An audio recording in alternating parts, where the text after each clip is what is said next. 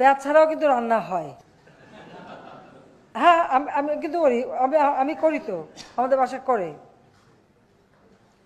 আমরা কিন্তু পেঁয়াজ ছাড়াও রান্না করি। অনেক তরকারি আছে যা পেঁয়াজ ছাড়াই করা হয়। তো বেগুন দিয়ে বেগুনি না খেয়ে আরও যে সবজি সহজলভ্য আছে সেটা দিয়ে খেলেই হয়, আমরা তাই খাই। মিষ্টি কুমড়া দিয়েও খুব ভালো বেগুনি না বানায়, মিষ্টি কুমড়া দিয়েও বেগুনি বানানো যায়, সেভাবে আমরা করি, সেভাবে করা যায়। আমি কিন্তু করি আমাদের বাড়িতে কাঁঠালে কাবাব করি, মাংসের পরিবর্তে কাঁঠালটা দিয়ে আমরা ওই স্বামী কাবাব বানানো বা বার্গার বানানো, কারণ আমাদের এখন অনেকে ভেজিটেরিয়ান হয়ে গেছে, মাছ খায় কিন্তু মাংস খায় না।